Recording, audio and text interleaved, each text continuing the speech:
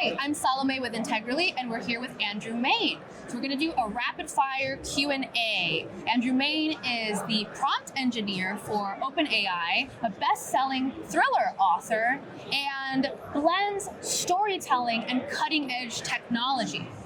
So let's jump right in. Will AI kill creativity? I certainly hope not. When I spent 4 years at OpenAI, and when I first started there, I had been, prior to that, working in the creative industry. So I've been a TV producer, TV host, writer. I write 2 novels a year. And I was always interested in the intersection between AI and creativity. And creativity is something that comes from you, something you want to make in the world. And, there's certainly how we expect other people to encounter it and how they'll judge it.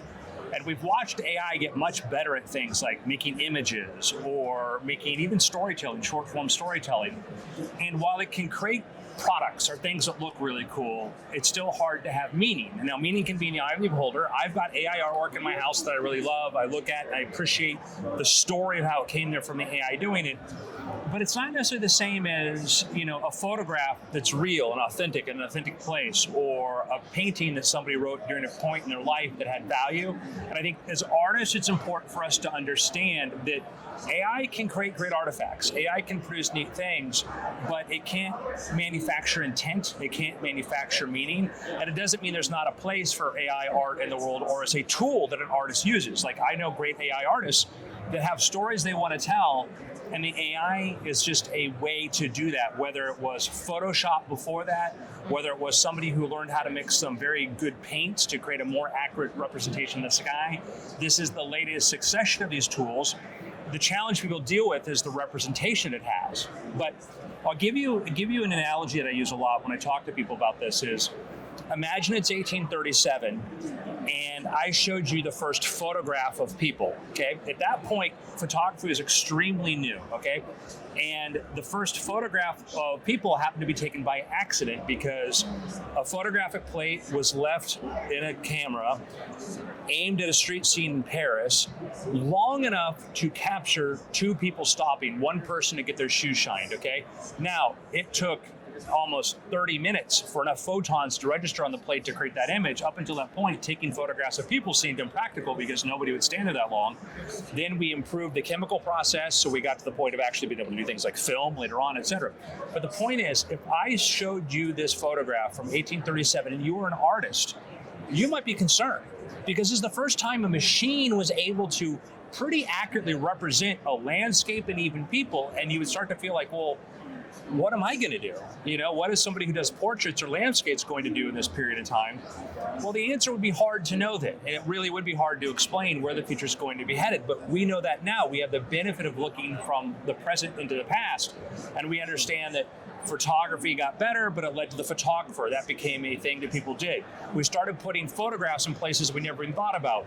Driver's licenses. Well, we had to invent the car first, but passports, all kinds of documentation, wedding photographs. We started taking tons of photographs.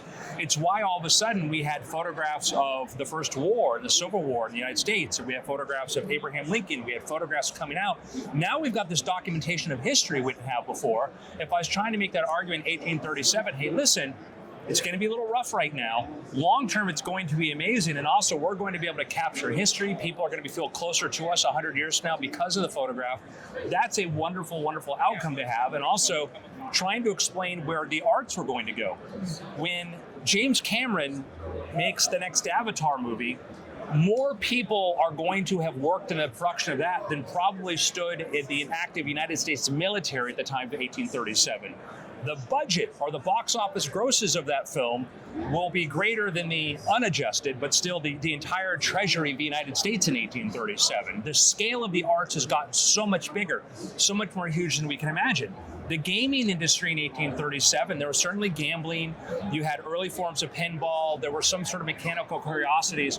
But if you tried to measure it as a percentage of the economy, it would be infinitesimal. Now, gaming as a percentage of the economy is much, much bigger. Entertainment is incredibly huge. So what we see whenever we have this technology, and the bigger the technology, there is a huge impact on the artist. But on the other side of it, we get more artists, we get more art, we get more opportunities to create. AI is not going to be any different. Love that. Great answer. Okay, let's jump to the next one. Agree or disagree, and why? More tech innovations like AI will just accelerate the human problems that we are currently struggling to solve, like tribalism, like misinformation. So we have to have really good metrics to measure how we make progress with a certain thing. And an example would be, you probably weren't really pre-internet. I was, okay? And I can remember being involved in the critical thinking and skeptics community, like in the early 1990s, okay? If you had questions about ghosts or UFOs or things like this, maybe you went to your local library and you could find a book on it, and it was up to the librarian to decide what was going to be in there, and that would be what you would learn about it, or what you consumed in the news or what was on television, right? You, as a person trying to seek knowledge in the world, were extremely limited by that. By the mid-90s, late 90s, all of a sudden we started to have this explosion of sites on the internet. You had things like Skeptic's Guide, Snopes, then eventually Wikipedia, and you all of a sudden had the opportunity to find other points of view that you didn't have access to before.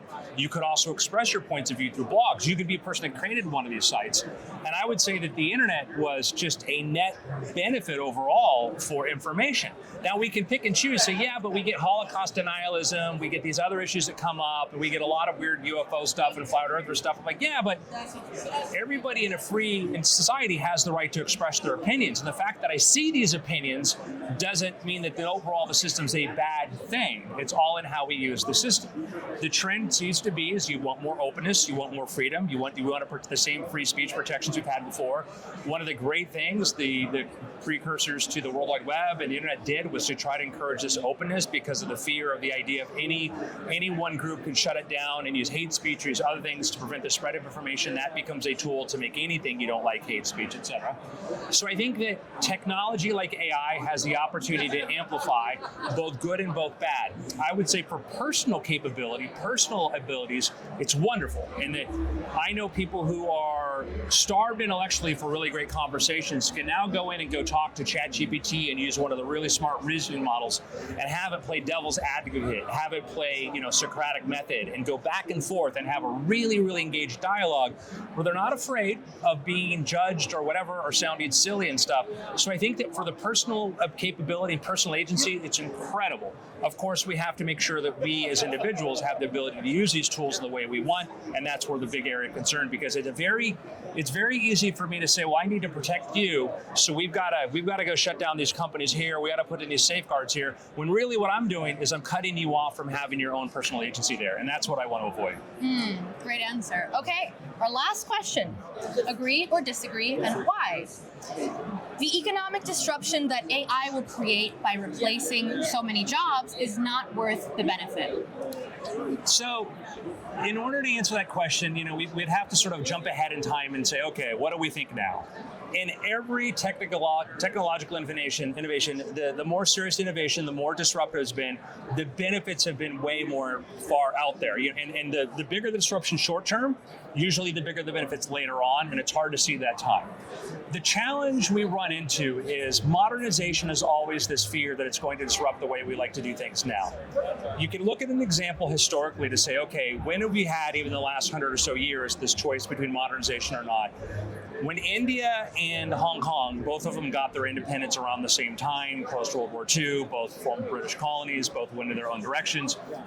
Hong Kong decided to embrace expansionist Britain, which was very, very pro-industry, very, very free market, was trying to build and do this for that. Okay, so Hong Kong did that. India was concerned about preserving traditions. India knew that they were kind of a little step behind the rest of the developing world, and their fear was that they would get overrun, and so they said, okay, how do we protect the textile worker? So one of their solutions was, well, let's not let people bring in textile machines and all this machinery in there to the textile industry and replace the worker there, because we want these people to keep their jobs. So they put in place a number of different rules. There wasn't one big one, but they called it the license Raj, which basically was a system of rules to protect jobs from just the overly industrialization. Well, what happened? 50 years later, the son or the grandson of the textile worker was still weaving textiles by hand, while in Hong Kong, the son or the grandson was working in an automated factory in a very clean conditions, and the India standard income grew gradually, where Hong Kong, it grew dramatically. And so Hong Kong citizens were able to build cars and pay for college educations to do this. Average person in India wasn't able to do this. Now, Indians run Google, Microsoft, at OpenAI, work with a large group of Indians. We're some of the most talented research engineers I've ever worked with. There's no shortage of talent and capability in India. Absolutely not. If you asked, okay, why isn't India the #1 superpower in the world based upon pure talent? I would say it's because of that choice of saying, oh, we're a little bit afraid of the future. We need to preserve ourselves. Well, pretty soon, you never say, okay, now we need to unleash a little bit until it's too late, until you realize how far behind you are. So there will be disruptions from this. And I think the thing we have to think about now is how do we move fast through it? One is job creation. We got to make it easier to create jobs. It means lowering taxes on companies that want to hire new people. That's a very easy fix. Another fix would be, I think we need to do is that formerly, the Federal Trade Commission has blocked acquisitions of companies like Adobe wanted to buy Figma, Microsoft wanted to buy Activision Blizzard, and people go, why would you care? What does it matter? Well, Figma and Activision Blizzard, they had a lot of venture capital, billions of dollars of capital invested in them. And the goal of venture capital is you put into a company grows, you have an exit, you take that money out, and now you fund 100 more companies, and you keep doing this cycle over and over again. So we've had some policy that may have well been well-intended, but what it's done is it's trapped a tremendous amount of venture capital inside of companies that can't be let go to create new companies. So you want new companies, you want it easier for people to go do new things. We have to think about how to help people reskill. There are some really interesting programs around the world. Not saying we need to copy them, but we should sort of look at them. In Singapore, they have a program called Skillshare. And what they do there is that every Singaporean citizen gets a certain amount of money put into an account that can help them pay for services. And the Singaporean way, you have to pay money into it too, so it's not just free. And basically what they do for learning skills is companies go and say, hey, these are really critical skills. This is who we need to hire. You can then say, okay, I want to learn this skill while you're still doing your other job. That's the other thing too, is we have it kind of backwards. We wait for somebody to lose their job and be disheartened, decide when they need to train for a career. The best time is when you're in the middle of something and you have a little more time and the mental capability to do that. So they have a program at 25 that helps you do that. Then at 45, you can go in and do that.